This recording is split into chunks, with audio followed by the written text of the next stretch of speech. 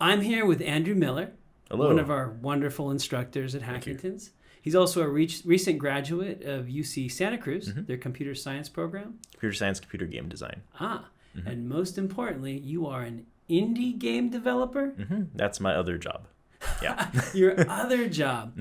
Well, let's jump back to the beginning. You applied and were accepted at UC Santa Cruz. Yes. Did you go in planning to be a video game Not developer? at all. No. I wanted to be an astrophysicist.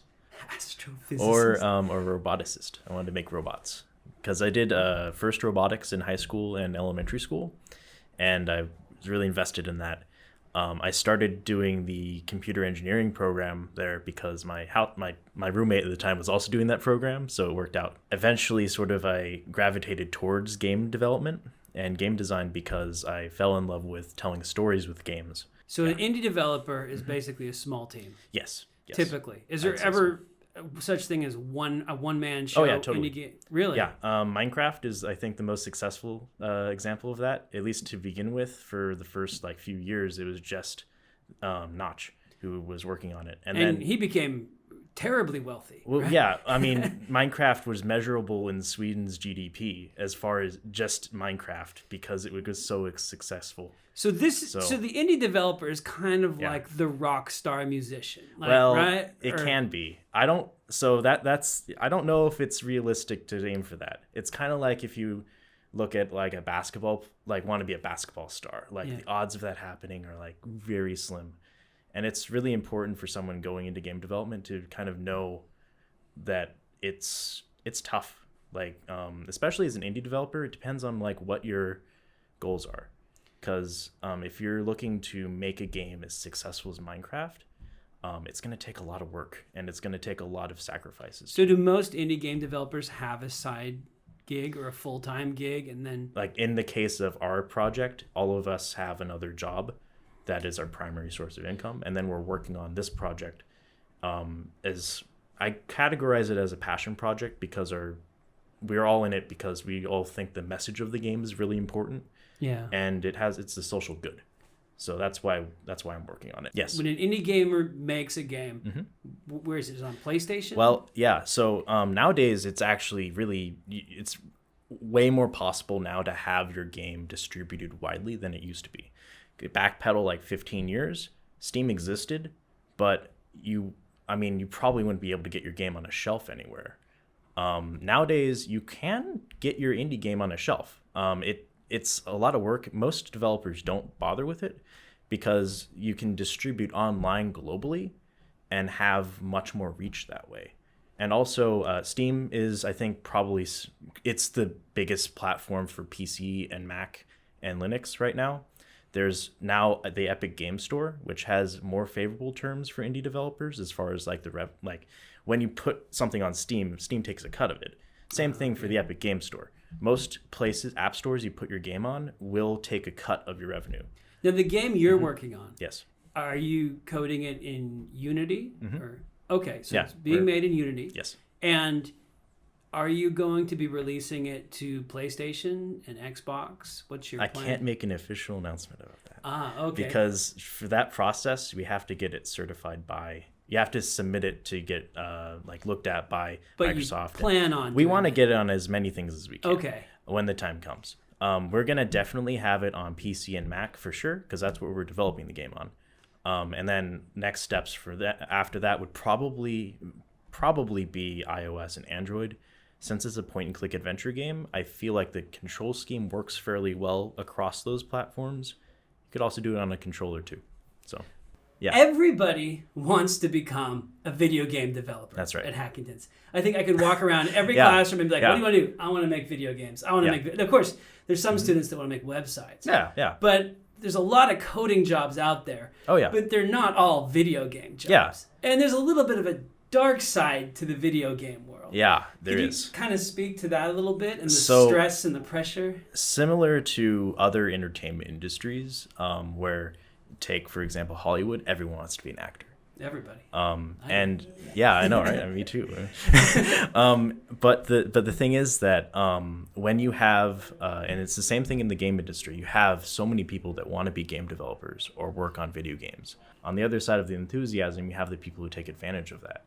So they'll see that people are eager to work on games, and then they'll run them through crunch for months and months, and then what's an example of crunch? So crunch would be, say, for example, if you have a deadline to release your game by so-and-so month. Okay. And the nature of game development is that it changes as you develop the game, because you'll realize things about your design as you flesh it out that might not work towards the overall vision of your game.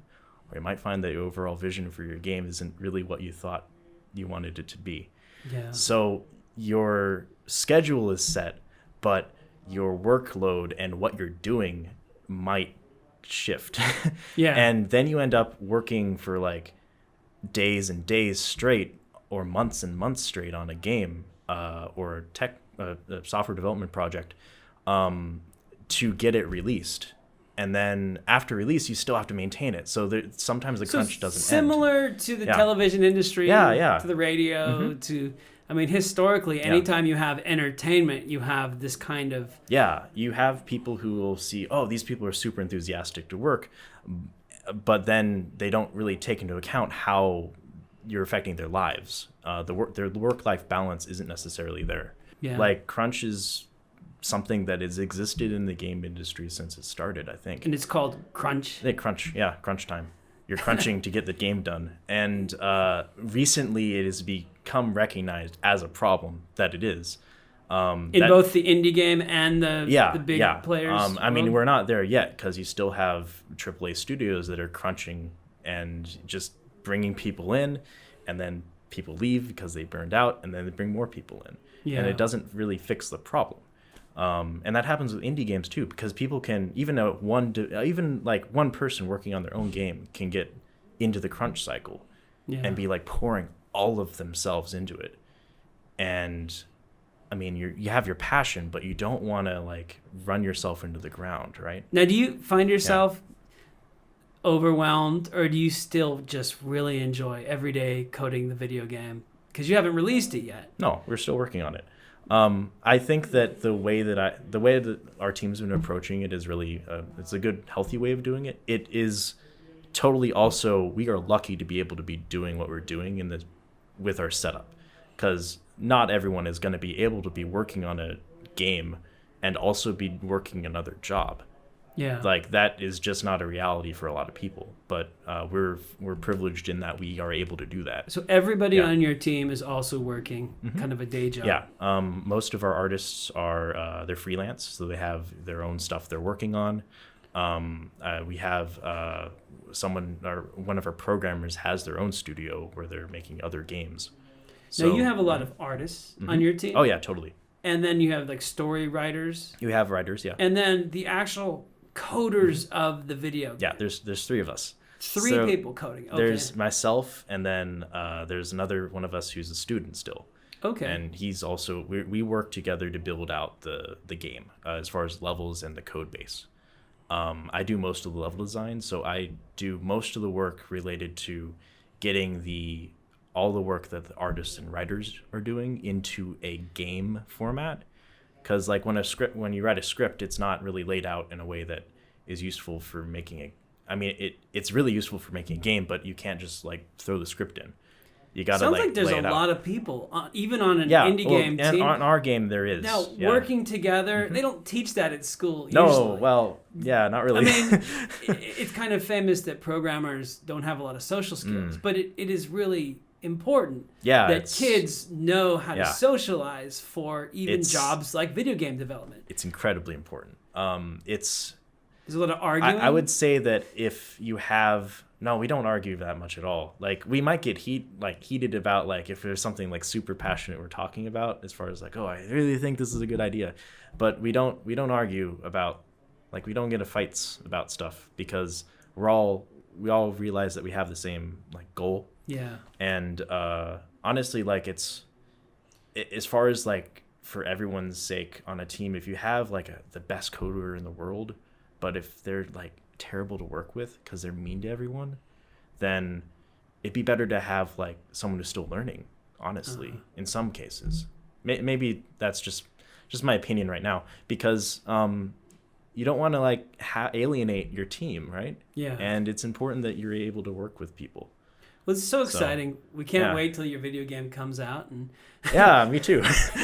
Like I've always said, I'm really glad that you're working on the video game, so you have time to help the kids code, which they're doing next door here. You can kind of hear them on the mics. But anyways, I know you got to get back to the classroom, so thank you so much for your time. You're welcome.